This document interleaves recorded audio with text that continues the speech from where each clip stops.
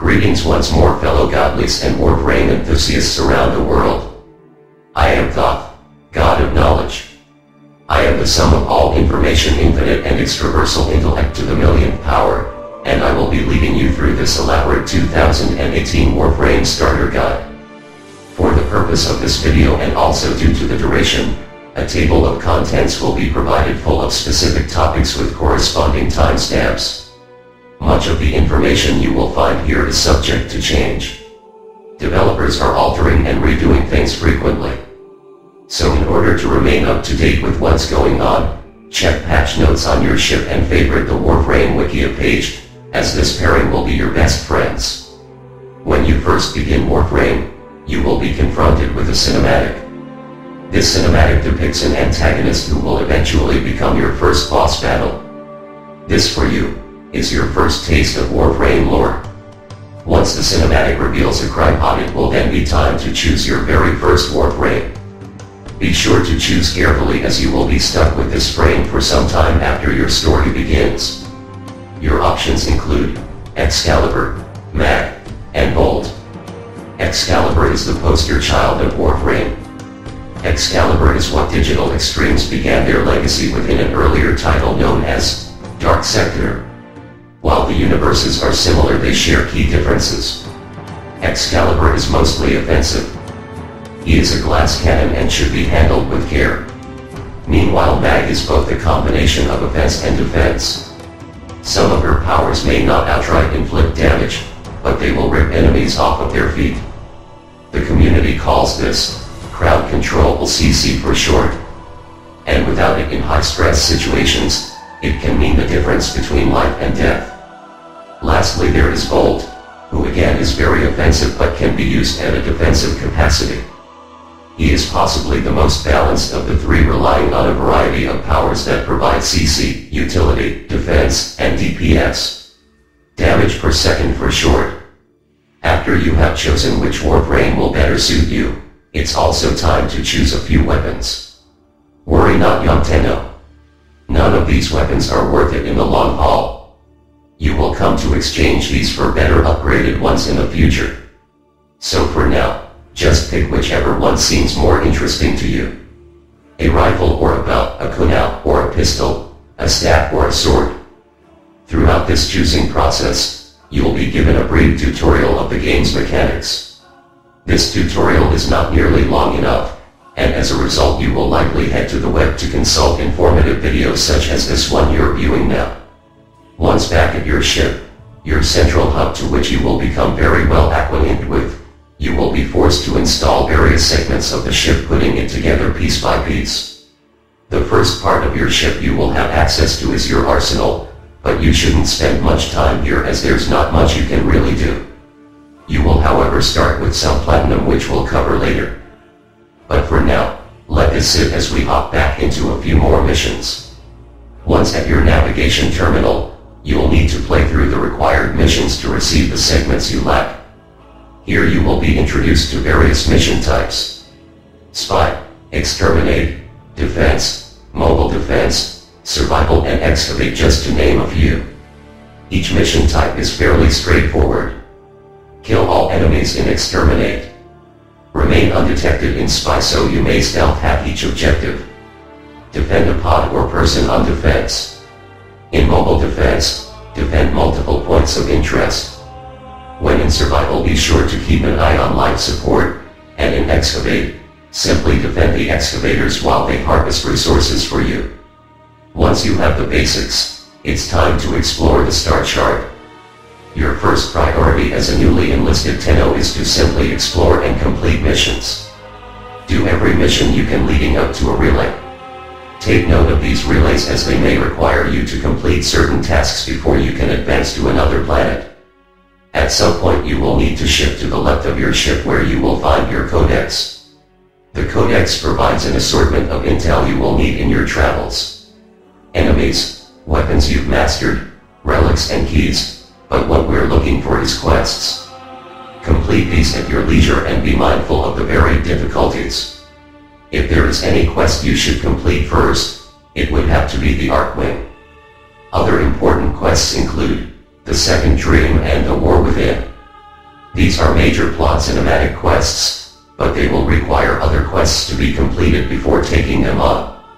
So in the meantime you may choose to continue your exploration of the star chart, activating more nodes.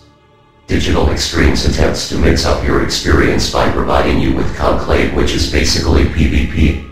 8-player raids which force players into puzzle-solving situations for a lackluster reward. Arcwing, which is flight combat in oftentimes in space. And Sharkwing, which is underwater combat. Depending on what is current in Warframe activity, there may be alerts available for you to participate in. You may not see them if you don't have the corresponding alert already unlocked. Alerts can offer anything from resources to valuable mods you will need for weapon builds. It's also important to note what level is displayed on each alert. Be humble and never take on a challenge you can't handle, such as a nightmare. Those are obviously geared toward veteran and adept players, the likes of which you are not. Events are also displayed here along with syndicate missions, treasure hunts and quest lines. Throughout your travels you may come across dark sectors. These missions may offer bonus XP and or credits. Dark sectors such as Pluto Sakura will drop 25,000 credits per run. These locations were once contested by the Conclave but have been deactivated for ages. It remains to be seen whether or not Digital Extremes will reopen these areas for PvP competition. While you may not feel inclined to join a clan to get the most out of your PvP experience, you will still need to join a clan if you have any hope of claiming clan exclusive blueprints. So this is where the fun begins. Mastery and crafting go hand in hand. Each Warframe, companion, or weapon you craft in your foundry will provide you with mastery points. So if you're already familiar with Forma and how to use it, you may already be scheming on how you'll build the system for fast mastery, but rest assured, your plans have already been foiled. Mastery for an item can only be achieved once. Once an item has achieved its max rank, it is advised that you sell it to free up space. You should do this with any weapon you dislike. But as we stated before, mostly all of the weapons beneath Mastery level 6 are not worth keeping. This is why it's important to follow the Warframe God Build series to seek out weapons worth keeping. If a weapon is highly desired by you or its quote-unquote endgame, you may want to install an Orokin Catalyst to effectively double its mod capacity. But wait, that's not all. Essentially every weapon, Warframe, and companion you build will require Forma. Much like Call of Duty's prestige system, a Forma will reset the level of your item. But why would anyone want to do that? Once a Forma is selected for installation, you'll be given a choice of polarity slots. Polarity slots should always be matched with the greatest number mod in your build. A maxed out prime pressure point which costs 14 will be divided into 7 with a matching polarity slot. This is why it's crucial to have an idea of what you're building for before you do so. Even with the smallest build, you may feel a vast difference. You may feel macho enough to arrive at Cetus located on Earth. Sure, you may be able to handle some of the bounties here, but Eidolon hunting at night is still not for you. Most of the higher end bounties are too difficult for you to handle yet. Cetus is jam-packed full of various tasks to complete. Rather it's assembling an amp for your Tenno, or crafting a Zodahawk's forge. Cetus will lead you upon a wild goose chase. It's important to not get distracted from the task at hand. Exploration of your star chart, quests and mastery. In the bottom left-hand corner you will see a chat box. The chat box contains squad, region, clan, alliances, trading, and recruiting chats.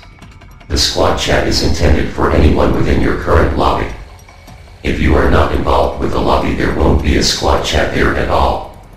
Region is perhaps the most pointless. It's pointless chat oftentimes visited by the board who simply have nothing else better to do with their time. Inside a relay you'll have access to a relay chat which is striking similar in nature to region. Again, pointless and irrelevant. Clan and alliance chats are ran by your clan and alliance leaders. Therefore anything that shows up here is what your clan and alliances are discussing. Messages of the day may contain personal messages from the leaders to you.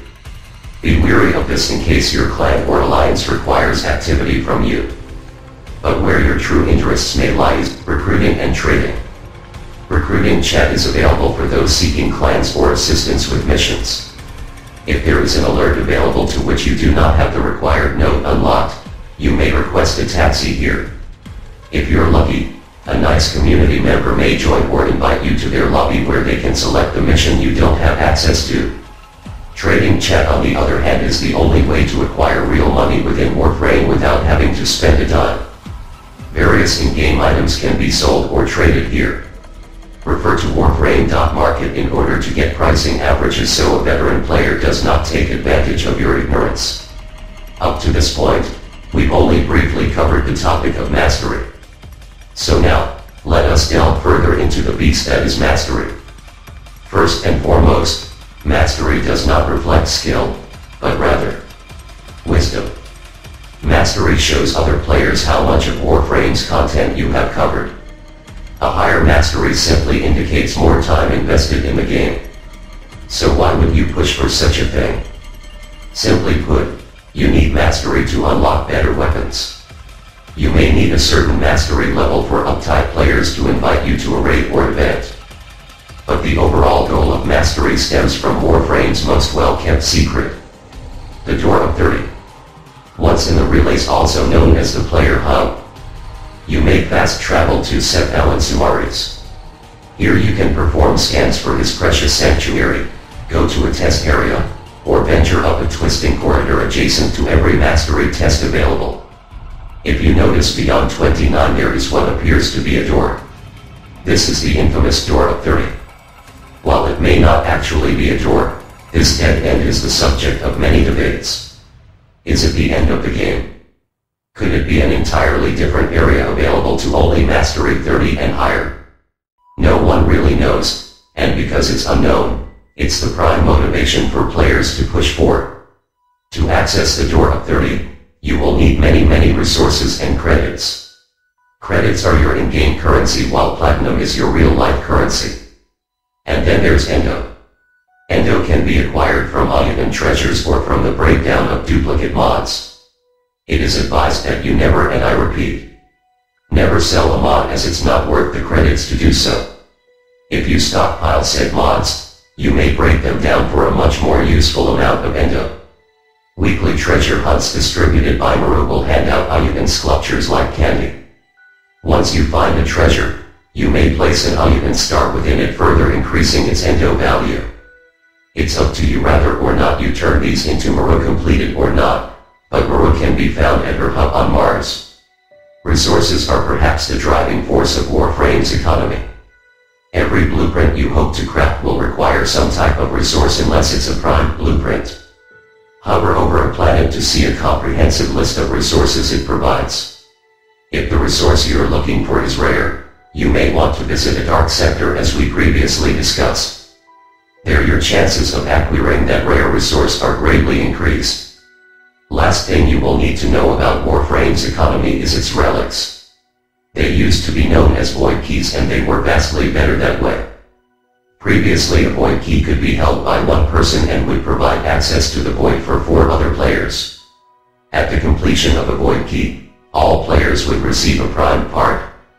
Relics have a distinct advantage over void keys now due to the fact that you can select from a reward pool, but what this realistically does is limit the amount of people available for each specific task. Before Relics, the void system only offered the standard mission concepts. Therefore, it was very simple to find willing and able players to accompany you to a T1, T2, T3, or T4 exterminate, mobile defense, interception, so on and so forth. Nowadays, relics, which are still broken down into 4 categories, have confusing verbiage such as Meso C4. This is nearly impossible for the casual player to memorize, and oftentimes the grind to find the relic you're after is more harsh than the grind void keys presented. Consequently, a player looking for a certain item from a certain relic is likely to play that relic once and never again should they uncover the item thereafter in one playthrough. This is hurtful to recruiting chat as it may be impossible to find anyone looking for a Paris Prime upper limb farm. This is also quite punishing for those seeking Prime junk for ducat acquisition. Prime parts may be turned in at a relay in exchange for ducats which can then be used to purchase the Void Trader's offerings. Void Trader arrives at a random relay bi-weekly. Oftentimes his offerings are very expensive and can result in a new player feeling the heavy burden of grind. Warframe relies upon a system called RNG, short for Random Number Generator. This is aggravating to most players because every mission reward, every relic, every bounty, virtually everything that you do in Warframe yields a random reward.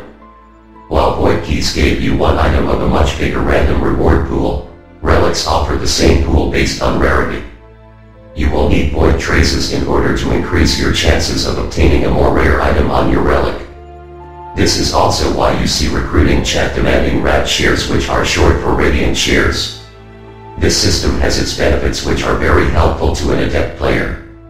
Yet despite the well-intentions, the lack of people willing to do what you need done only serves as an obnoxious hindrance, and a band-aid fix to a problem which subsequently never needed any fix at all.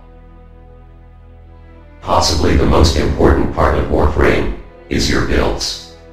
This is why there's an entire series dedicated to it called Warframe God Builds. Immediately following that and updating a lot of God Builds is God Builds ReForged.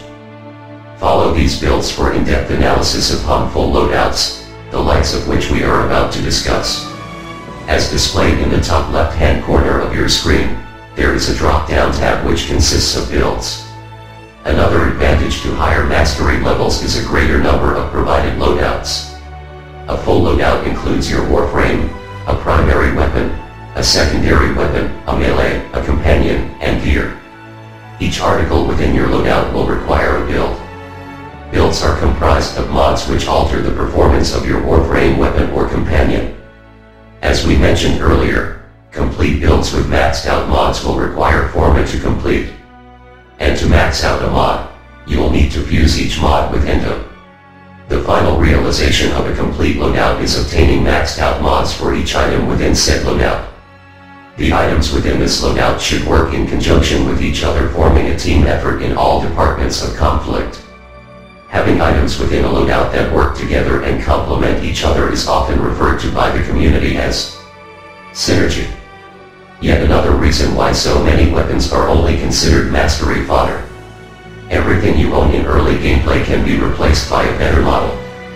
Warframes, weapons, and companions will oftentimes have a prime variant with a slight stat increase and extra polarity slot.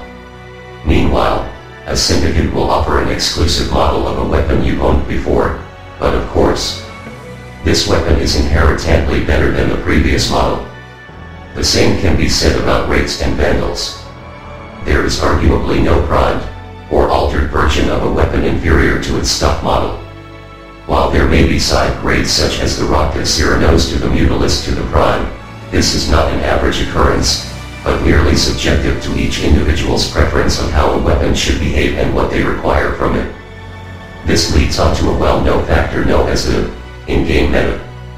The meta in this case is the basis to which everyone assumes is common knowledge. For example, a Mark I Broughton is by comparison far less effective than a Broughton Prime.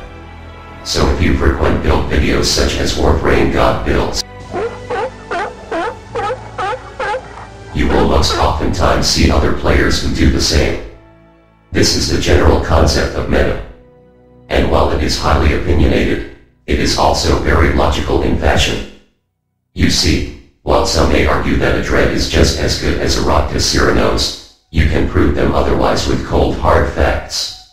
Dread might come to show red crits, which are the highest amount of crit achieved in Warframe. Interesting enough, a red crit on a Dread is less than a yellow crit upon a Rockta Cyrano's. Thus the meta of Cyrano's over Dread is useful to you. You are not wrong to keep a weapon because you prefer its look or its mechanic, but you may be severely hessed by your fellow Tenno for bringing an obsolete weapon. And since there's a constant flow of new and interesting weapons being introduced to the game week by week, month by month, new will oftentimes replace old. In that instance, The Warframe community would call that power creep. Power creep can be defined by one of two definitions in conversation of Warframe. Either it's the constant replacing of old outdated weapons with newer hit variants, or alternatively, it's the amount of challenge ramped up in an endless mission. In most cases it's not the latter. Still, Warframe tends to power creep from level 40 enemy units to level 90 in a mad dash. What was once easygoings is now a struggle to survive and revive simulator. Speaking of reviving, a good player rarely need to, but in case downed, feel free to ignore the instant respawn mechanic and wait patiently for your comrades to res you. This isn't said enough. Hundreds of players will instantly blow through their revives carelessly, not realizing that someone can pick them up. But possibly the best way to avoid needing a revive outright is to have an endgame build. Endgame means a lot of things to a lot of people. Some may consider level 100 and beyond gameplay to be endgame. Others who prefer vanity may consider Space Barbie or Fashion Frame to be endgame. No matter what your endgame opinion is, the universal term for endgame is none other than progression. Warframe is an experience unlike most which offers no official end. Instead it's all about your endurance as a player, or your tenacity to create the prettiest Warframe of all time. No matter what you strive to do, you won't fully know what endgame means to you unless you've completed enough of the game to experience all that it has to offer. If you found this video to be informative ergo helpful, we at Starcom would deeply appreciate it if you could leave a thumbs up, share it to a friend, and subscribe. Farewell my fellow godlies and Warframe enthusiasts. This is Thoth, powering down.